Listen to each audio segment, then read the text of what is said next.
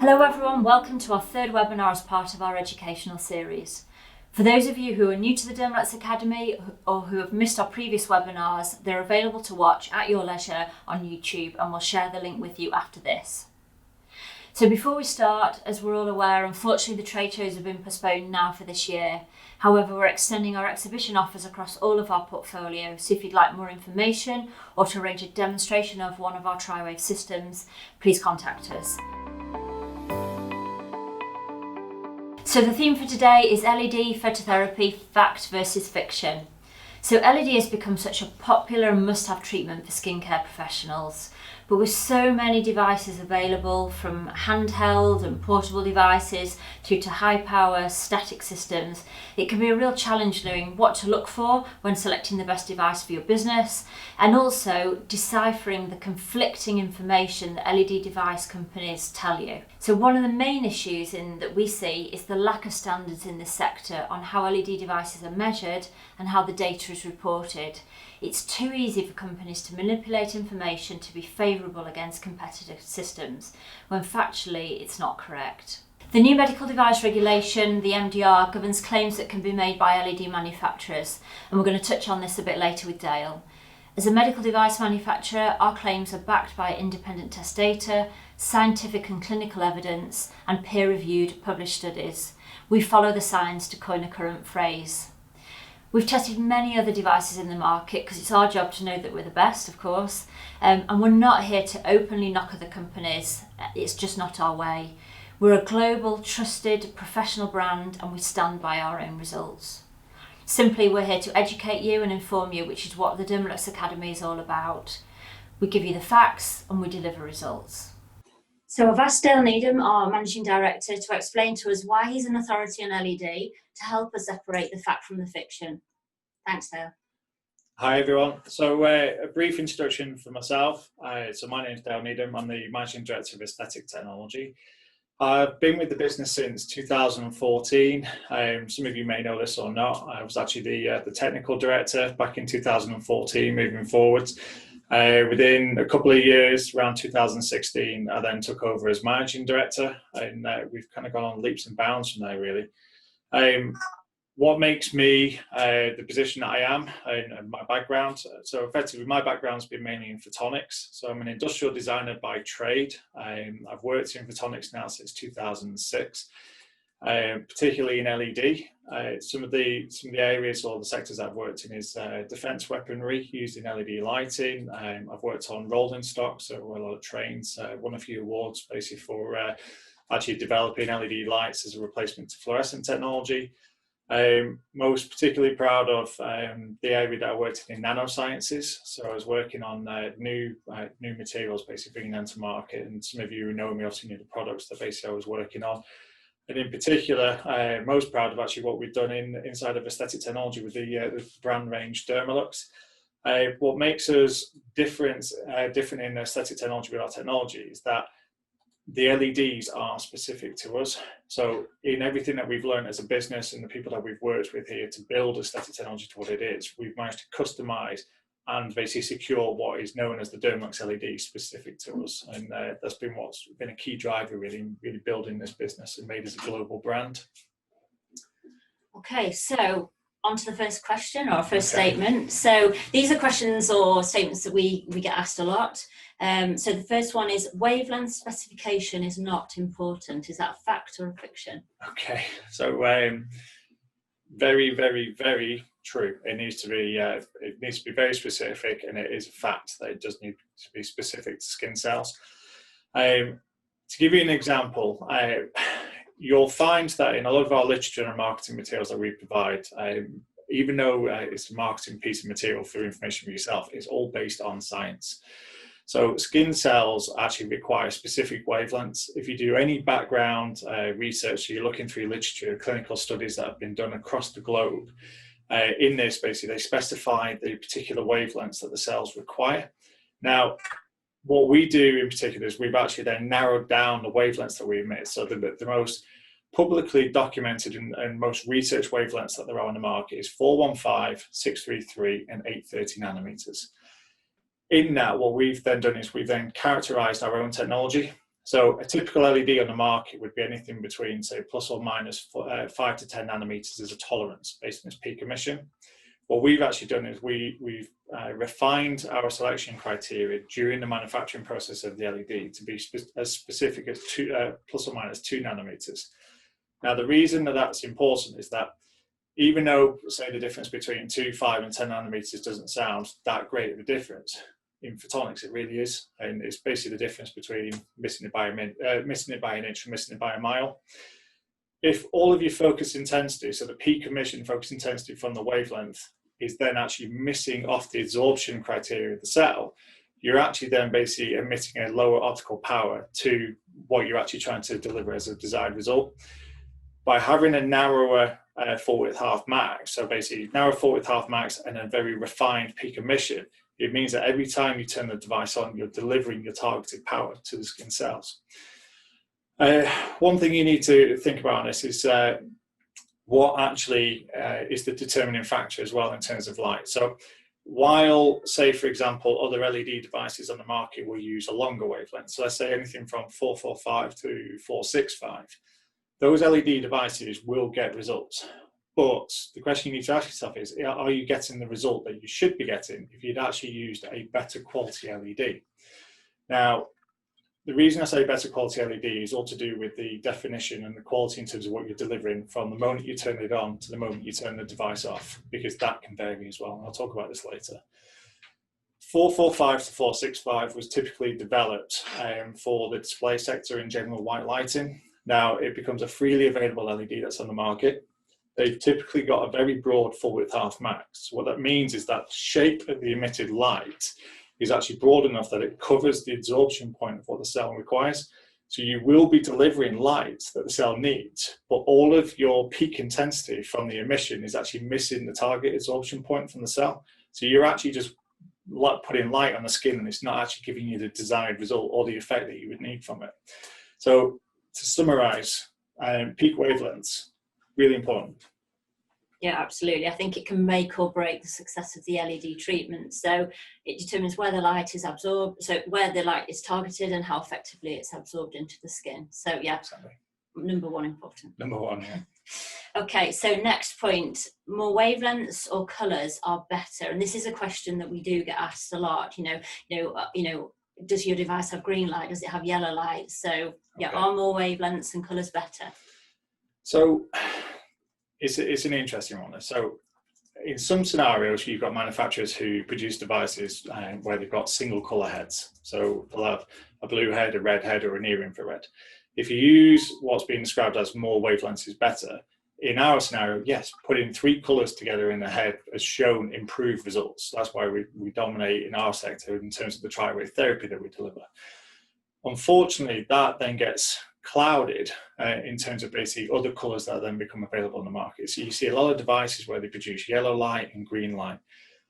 My concern with that from a technological point is that typically the devices that you see that in are some of these hard shell LED face masks or definitely imports from overseas.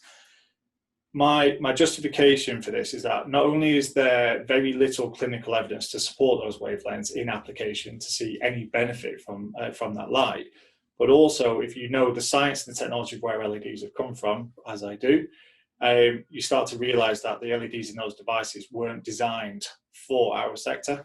Now, my reasoning for that is that a lot of the LEDs that you'll see that are dual trip or tri-chip, so where they've got RGB, so red, green, blue, they were designed for what was known as the LED display sector.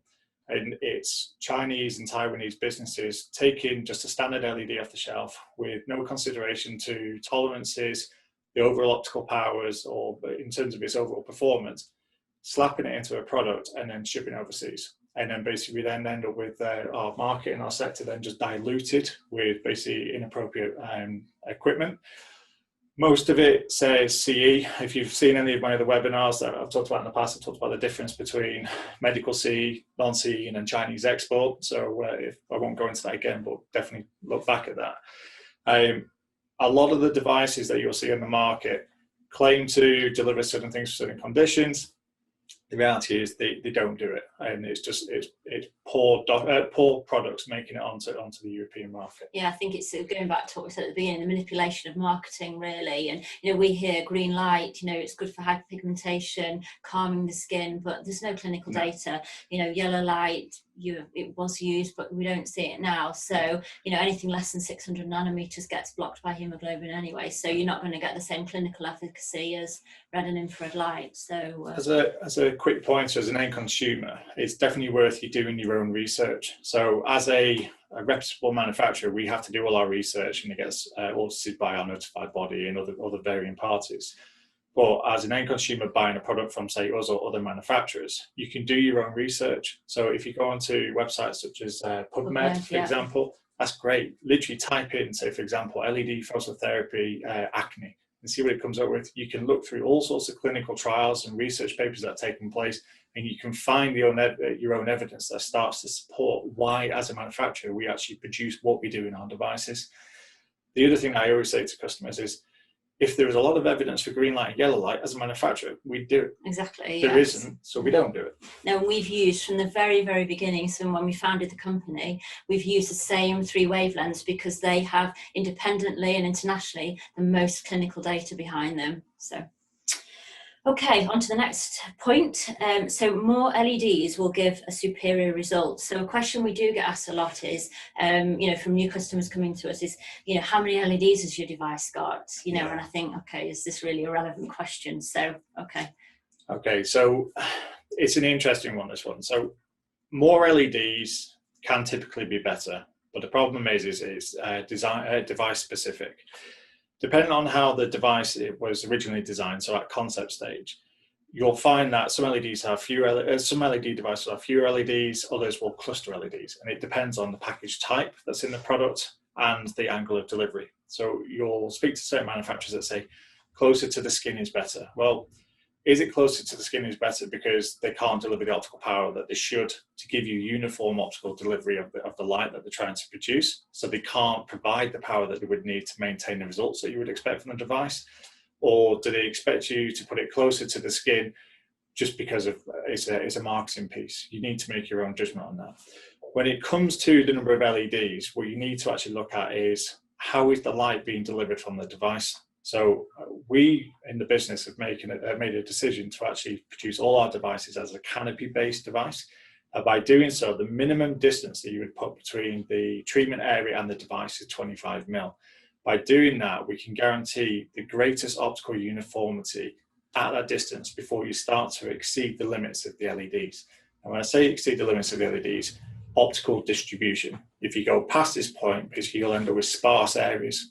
An example I've used in other webinars when asked about this is, imagine a torch on the surface of a table. If you take a torch, you shine on the surface of the table, when you're very close, you've got a very focused hotspot of light. As you start to back the torch away, the light starts to distribute over a larger area. Imagine taking 2 torches and 3 torches. If you bring 3 torches close to the table, you can see you've got very focused sections of light. Now that's what's happening when you're using an LED mask on the skin. You're applying high volumes of optical power to the skin in a specific area, but you're not evenly distributing. So you're having actually an ineffective treatment.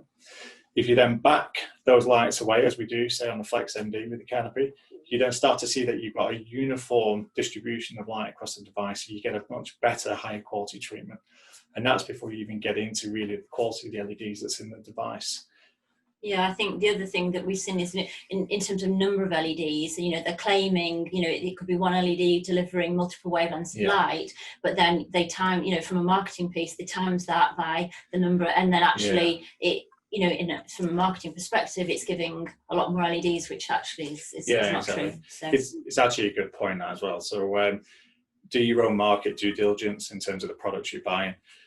We have seen a lot of products recently that have been brought to our attention where they said, well, this supplier is basically saying that they've got 5,000 LEDs in their products. And the first thing I think on that is right, okay, well, it must be the sun. But then take a look at it, and actually from there, what we found is that they're using things like COB technology. So it's much smaller wafers in terms of the wafer is what's on the inside of an LED that produces the light. Smaller wafer means smaller area of distribution for the light, so they need more wafers. So total number of chips in a device then equate to less than what we'd have in our own devices. So really it's how detailed you want to get in terms of your own research, but don't be misled is the key thing, really. Good point. Misled, I like that. Yeah. Okay, so next point, another good one. Too much power can be harmful. Well, I think too much of anything can be harmful, can't it? Yeah, that is true. Moderation is key, but okay, so too much power can be harmful, which is why, as a reputable manufacturer, we go through all of our due diligence processes and all of our design analysis checks, not just ourselves in the business, but with our notified body and then other third parties, to verify that what we emit from our devices are actually compliant with that of clinical trials and other research studies across the market. Now, the market cap in LED, for those that don't know, is 48 joules in blue per centimetre square, 126 joules in the red per centimetre square, and 66 joules per centimetre square in near infrared. And that's over the course of a 20-minute treatment. If we want to get scientific, 1,200 seconds. The reason that those numbers are there is that basically that is the most evidenced section of LED phototherapy in terms of the maximum power you can deliver from a device. So if a company is claiming to be able to deliver more than that, the reality is it's not clinically proven, and they definitely do not have medical CE or FDA clearance.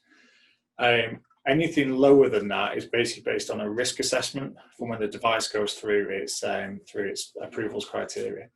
So unfortunately, under current medical CE and FDA processes, what actually happens is that a risk assessment is done based on a device in terms of risk to life. So LED, I don't know anybody who's died from LED, but the reality is that it's a very, very low risk profile. So what would then happen is, as that starts to then back down in terms of its risk level, say a device that's running anywhere between, say, I don't know, 4 to 12 joules per centimetre square, if you look at that appropriately against the highest criteria point, that's even lower risk profile again. So in terms of an approvals process, it will start to walk through that approvals piece. Now, what we're most proud of is that basically our device, the TriWave MD, we've actually pushed the device to its limits. Not only have we managed to produce an LED head that's got all 3 colours in, that can produce all 3 colours over the course of the treatment, but we've actually gone a stage further where we can guarantee that optical power over the course of the treatment because of our feedback system in the device. So I won't go into the specifics of that, but what we've tried to do is make it that if you buy the best of the best, you're going to get the best treatment from it. And by doing so, we've made sure that as a business, we can actually provide what is clinically proven and basically you clinically need to support certain treatments. So we're actually most proud of the fact that, and I'm open to comments on this, but I'm most proud of the fact that on our device, we are the only LED device in the world that can treat psoriasis based on the overall power that we produce from the device and the quality of the LED that we actually produce the treatment with. Because of the selection criteria we've gone through on our technology, we've actually been able to clinically evidence and have it verified by our notified body that the treatment process that we're going for in terms of psoriasis can be treated effectively using our LEDs. And as far as I'm aware, there's no other LED device on the market that has the technology nor the ability to actually stay that with their device. Yeah, results are number one. That's the priority Exactly. at the end of the day. And of course, the safety. safety, yeah. So another question or another point, which is actually quite closely linked. So delivering light close to the skin is more effective. Fact or fiction? Fiction. So if you were looking at, in terms of LED light being delivered closer to the skin, yes, photonically, delivering it really close to the skin is the most efficient way of doing it because you have no room for optical losses. Unfortunately, if you then start to look at this in the practical world, you start to generate heat. So a device that's, say, on a tabletop and lit up, and we say, right, you've got to wrap it on the skin, on the body, on the arm, the legs, however you want to use it, and it's going to be really close to get as much optical power into the skin cells as possible. Great. So at that moment in time, based on inverse square law, you've reduced the area you're actually emitting the light over, so your overall optical intensity increases, granted, but it's not allowing for the thermal stability of the LED. So there's a myth that goes around LEDs are supposed to run super cold and when you touch them, they're never hot. It's not true. LEDs work on converting electrical power into optical power, and through any energy conversion, whether it be LED or anything else in the world, you generate heat based on the volume of current that you put through an LED and the environmental factors. So what materials is it mounted to, what is the circuit board made from, keeps going. You start to basically rank up what is known as a heat profile. So the closer you put an LED to the skin and it starts to emit its light, the overall junction temperature of the LED starts to increase, which means your overall optical intensity starts to reduce. Granted, not by drastic amounts, but enough so to make a difference. So during our initial design stages of our own products, what we've actually gone through is effectively a product selection criteria of developing the canopy. We want to ensure that from second 1 through to the 1200th second, that the optical intensity being delivered from the device is the same or within our suitable tolerance. Now, by doing that, what we've done is we said, right, remove as many environmental factors and control the overall running temperatures of the LEDs. And by doing so, we can maintain the efficient performance of the optical power coming from the LED. And it also means that by being on the canopy, that we're not generating hotspots. So you've got the added benefit of providing an optical uniform treatment across the surface of the skin. And you've also basically enabled yourself to give you the optical power you need. Now, there's a lot of rumours going around in the market regarding about how inverse square law and you're backing away a bit further and there's 4 times as much power needed. I'll be honest, to my understanding, nobody in this market is really bothered about how much electrical power the device is pulling to actually deliver the treatment. It's all based on the results that need to be provided to the client. So are you treating acne? Are you treating psoriasis? Are you effectively treating it?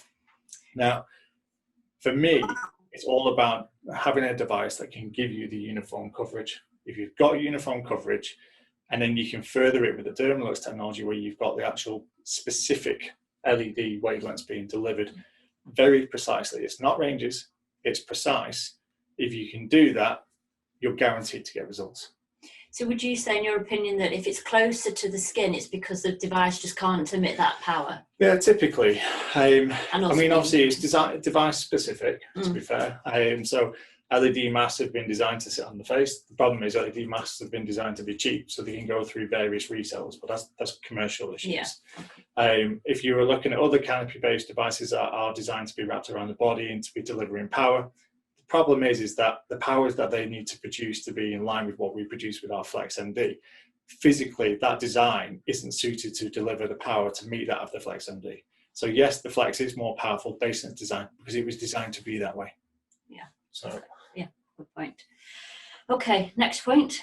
Another good one. So we've had a number of them. So delivering more than one wavelength at a time will compromise the efficacy.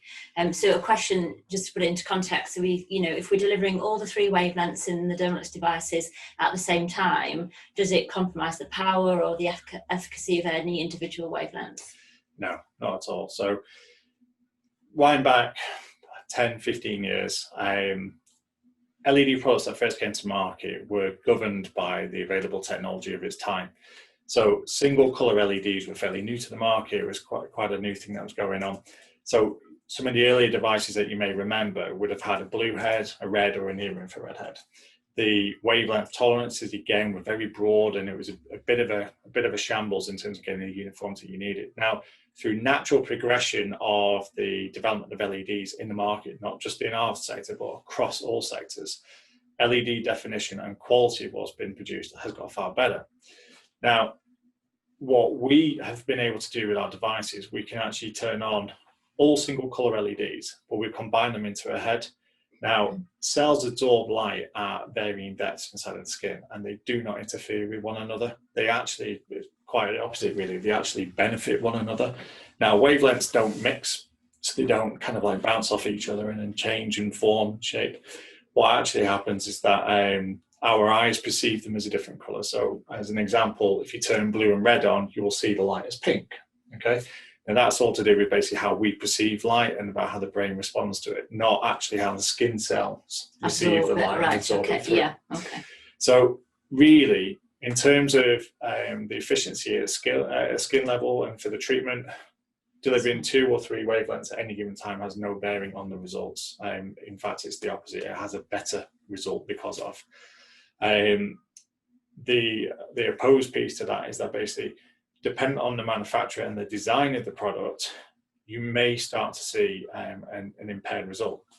Now, as I touched on earlier, what we're most proud of is actually when we design a product, is how we actually deliver the light. So what is the intended purpose and use of this product in the end application? So we thermally stabilize the LEDs. We ensure that basically when we turn them on, that basically the moment you turn it on to the very moment you turn it off, that what you've actually put out, whether it be single, dual or tricolor, you get the desired power that's coming out of the device. And that's just through basic good product design. And as a manufacturer, it's our responsibility to ensure that you're getting the quality that you deserve out of the product. Okay, yeah. Okay, next point. So delivering more power will push a wavelength deeper into the skin. So again, I've heard this many times over the years. So we know that we said at the beginning, so wavelength is determined by the target. Yeah. So putting more power in, we'll just put more energy in that target. So not pushing it. Exactly that. Deep. There's no evidence to suggest that by applying more optical power to the skin that it's going to go any deeper in. It's exactly the opposite to that.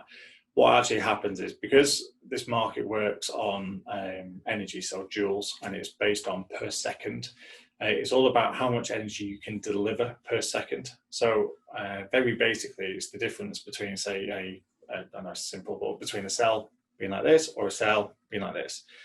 If you measure photonically light, the idea is the energy that's being delivered is all of the power underneath of the curve when measured. So if anybody who's familiar with light or lighting, when you measure a device, you end up with a waveform, and then inside of that, all the energy underneath is what's being delivered to the skin. Now, if you want to put more energy into the skin per second, the peak height of that waveform increases. So your overall shape stays the same, but the over intensity is increased per second because the area is increased underneath the curve. What you actually need is basically, you want to basically be as narrow as possible on that curve. So the full width half max dictates the shape. And the peak emission, so the drive current that's going through to the LED, will dictate basically what peak height the peak emission is basically being emitted at.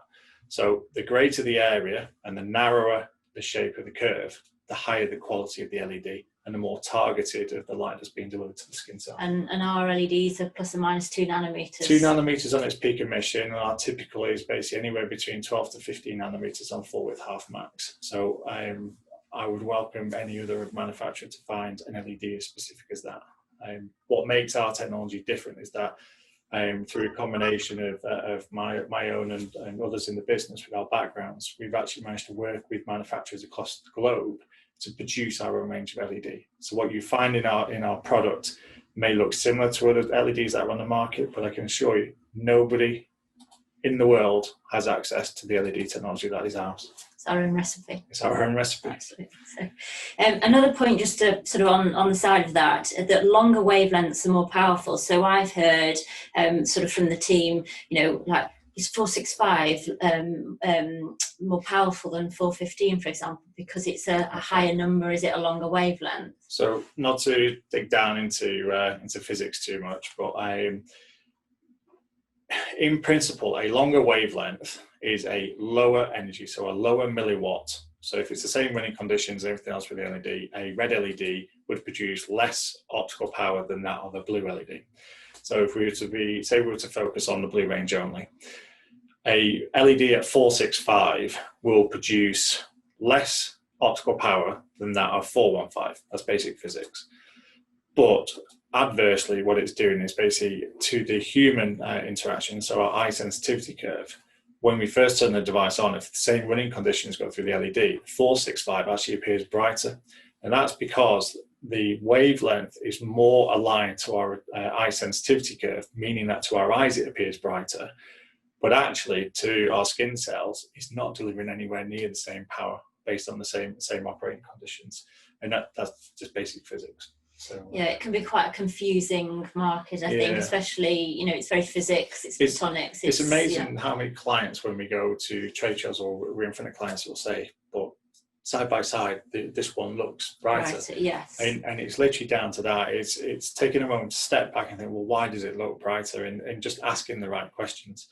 It's also the same around reds as well. So we're very specific with our red. So it's a 633 nanometer emission, and you get a lot of reds on the market as standard at around 610.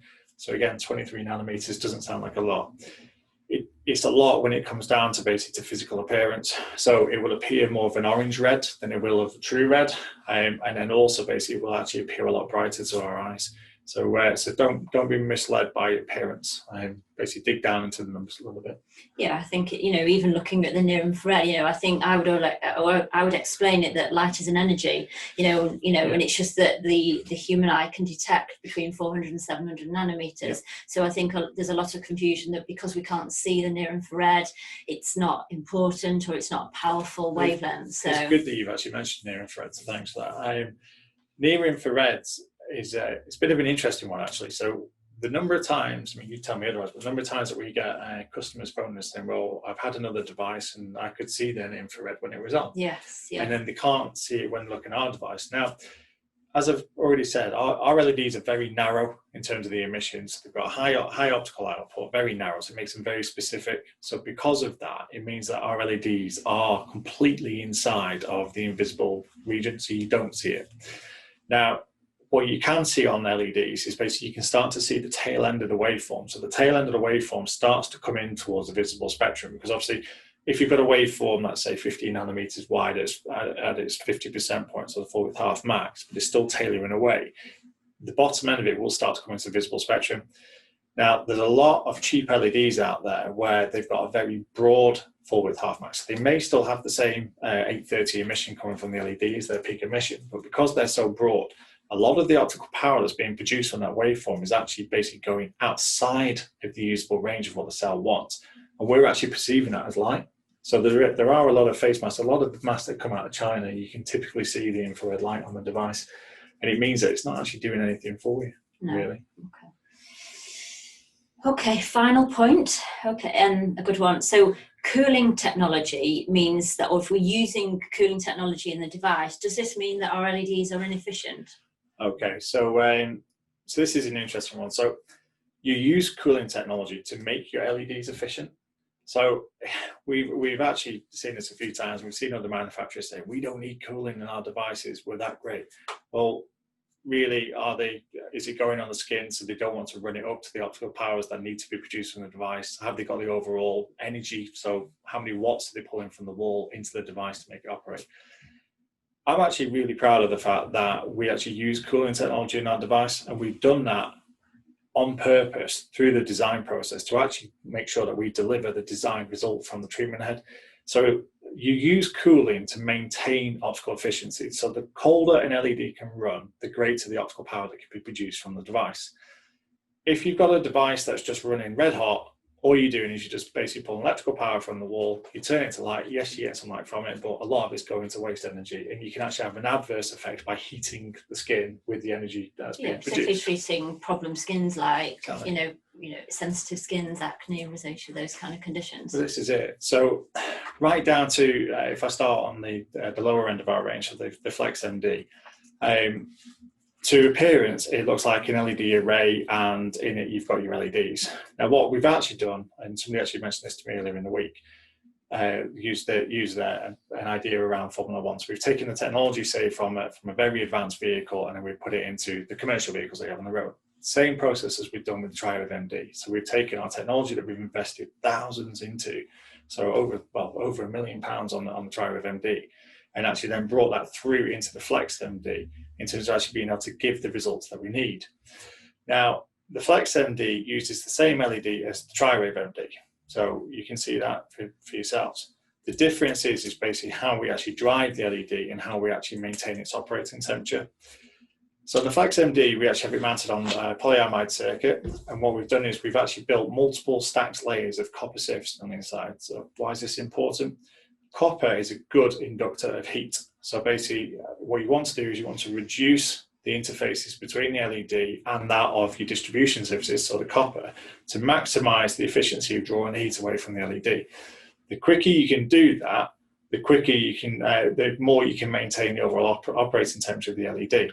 So in the Flex, we can draw the heat away, it's then dispersed into the environment, and you can maintain a treatment at the level that it's at. Now, by using the same LEDs in the Tri-Wave MD, you've got to step it up a level. So we've gone from multi-layer copper in the flex through to an actual bonded aluminium board where we mount the LEDs. The reason for doing that is that we have the copper inductor between the LED and that of the aluminium circuit. And we basically draw the heat through quicker into the aluminium board, and then from there basically disperse it into a custom designed heatsink. So we use passive air to draw heat away from the LEDs to maintain a much higher optical power from the device, so it's generating more heat, but to ensure that basically over the course of the treatment time, you're still getting the desired result that you need to maintain those high optical powers. Cooling is very, very important in any device that's running at high power, and especially when it comes to Tri-Wave MD. If you've got a device that's right on those upper limits, you need to ensure that basically not only does the marketing paperwork say that it's actually delivering those numbers, but actually physically, with your best judgment, the device actually appears to you as a consumer that it's capable of doing that. If you haven't got cooling and it's stating those numbers, the reality is you're not getting those numbers. Interesting. But yeah, again, it's all back to due diligence, and it's just, yeah, I think it's just all this conflicting information, and it's putting, you know, if we've got figures side by side and data, it's deciphering what does that really mean, and exactly. Yeah, it can be confusing, but yeah. No, interesting. Okay, so we've had a lot of questions in while we've been chatting. Okay. Unfortunately, I don't think we can answer all of them, but we're going to start with some of the key points. So let's just have a look. What research has been done on our LEDs to prove the results, or LED devices to prove the results? So, as a manufacturer, we have to do our own due diligence and our own research to ensure that the LEDs will actually produce what we want to in terms of the desired result and treatments we state. So, in the very early stages of any design or product development process, you need to identify what you aim to treat. So you start to produce what's known as a clinical evaluation report. And the earliest stages on that is that you need to identify what other research has taken place around something that you're already trying to produce. So in our section, for example, if you were to go onto PubMed, as we've mentioned, and type in, say, LED phototherapy for acne, there may be 1,000 hits that come up.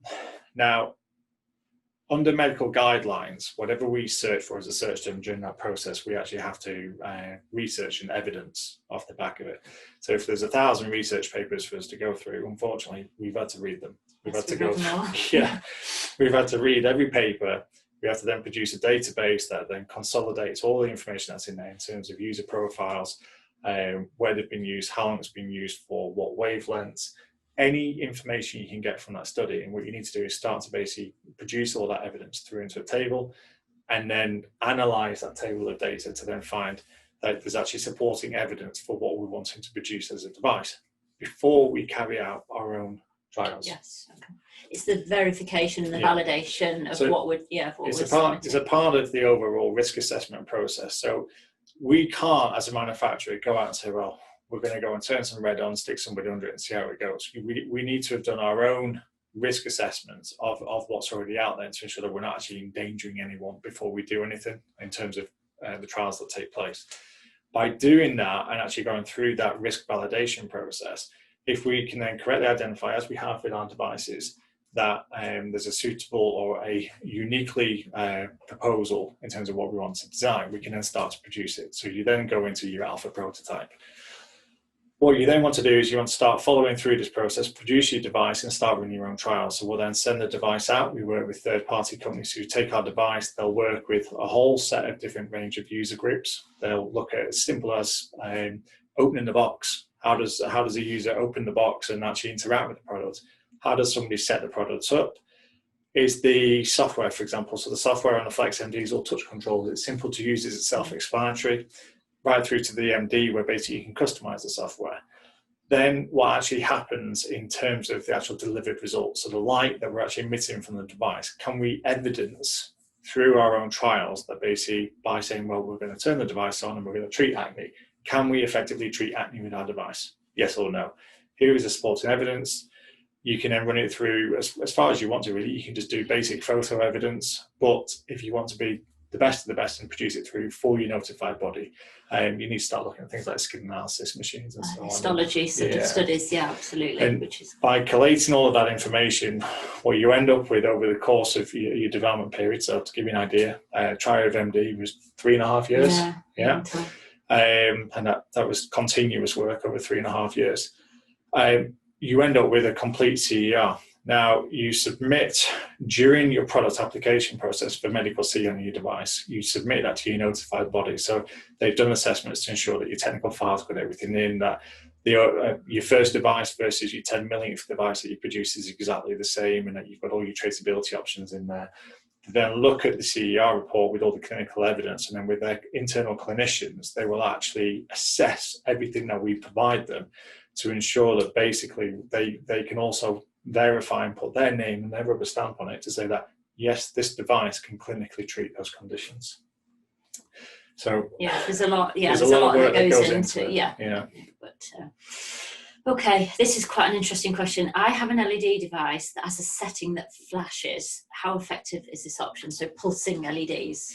Okay, so it's an interesting one, that really. So there's different ways to approach this answer. So pulsing LEDs has its pros and cons. Typically, when you pulse an LED, so through pulse width modulation, what you're doing is you're trying to, for a fraction of time, basically increase the overall optical power that's being delivered from an LED without basically adversely affecting the thermal stability of an LED. That's why you use PWM. PWM, whether we see it or not, is typically used in a lot of domestic and commercial settings. So to get the lifetime out of an LED, what they will do is basically you would pulse an LED faster at so many hertz than what the human eye can perceive. So to us, it basically would appear as continuous light. Now, the same theory then, when slowed down, so you can see the dimming cycles and basically see LEDs increasing and decreasing in power. The same theory on that, by doing down, is that you're increasing the overall lifetime of an LED, but typically because the overall foundation of the LED is based on isn't stable.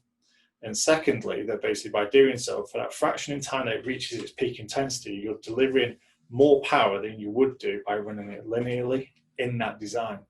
Now, what doesn't get accounted for during photometric testing of devices that pulse is that basically they will take the peak of basically the intensity and extrapolate the data out over the course of time.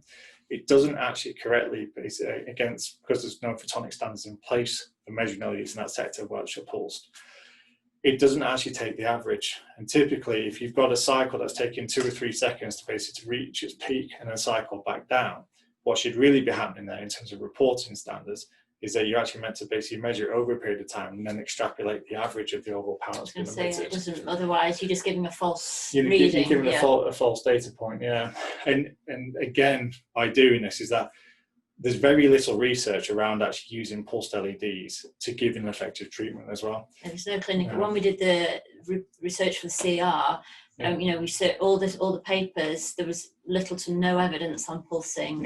It's also very disturbing, I think, from a client point of view, having lights flashing. It's not a relaxing sort of therapy. You have to be careful when you're doing anything in terms of pulsing as well. So you can actually start to mess with the epilepsy receptors in the brain. So by doing so, it can pose a bit of a risk.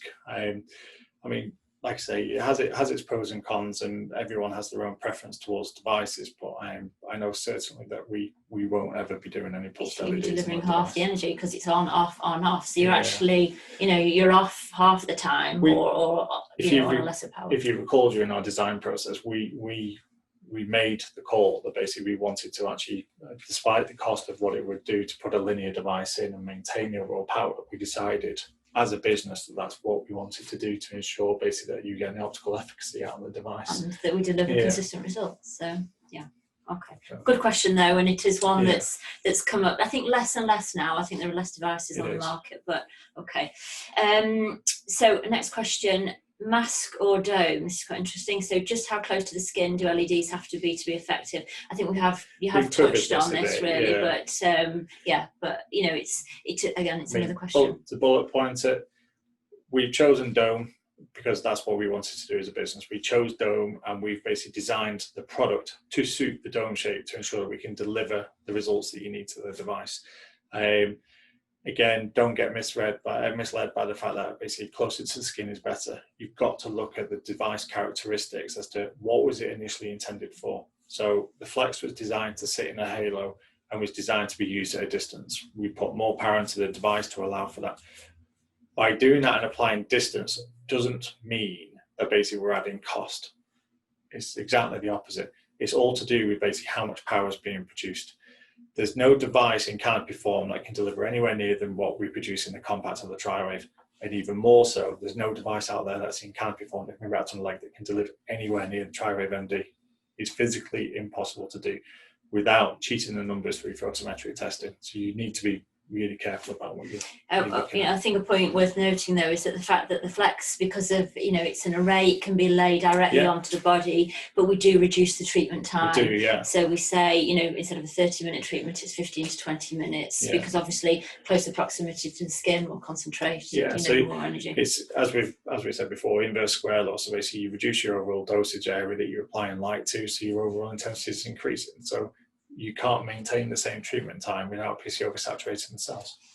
Another point which is very current at the moment, the dome shape, the no contact treatment, which is a campaign that we've launched and has been very effective. It's away from the skin, it's easy to clean, so we can deliver that, a safe and hygienic treatment to the clients at the moment. Okay, another question. Why should I choose your LED equipment over competitors who may be more cost effective? Okay, so there's a commercial answer to that. It's cost effective, perhaps in the early stages because it's cheaper. Cheaper doesn't make it better. When buying any form of capital equipment, so whether it be an LED device or say us as a manufacturer, so we look at things like laser cutters and basically electronic pick and place machines, we need to buy something that's going to give us a business investment moving forward. So commercially, just because something is cheaper and it might give you a quicker return on investment doesn't mean that it's going to actually give you what you want in the long term, and you would probably, or most likely, end up having to reinvest again in the near future. To be honest, obviously I see a lot of the information that comes through on our CRM system, and I've seen a lot of clients where they've invested into LED systems and then they're then on there in 2 or 3 months' time with us again saying, we bought the wrong LED and can we buy the Flex? More interestingly, so we actually see a lot of people who have bought the Flex and then they've seen the results that it produces and then want to buy straight up towards the top end because they say, wow, if you can get this from the Flex MD. Yeah, but it's progressive, it's building that business for it, especially the Flex is given the opportunity to see what LED can do and then obviously progress. Yeah. As a business, the Flex MD was something that we actually designed a number of years ago and we shelved it. And we shelved it mainly because of the fact that we were unsure of the product at the time. Now, as more LED devices had to come to the market, so namely some of the flexible LED masks or the harder shelf-based masks, we actually started to find that in the market that end consumers were saying to us, LED doesn't work. And our go-to was, well, you've bought the wrong LED. LED does work and you can do the right thing.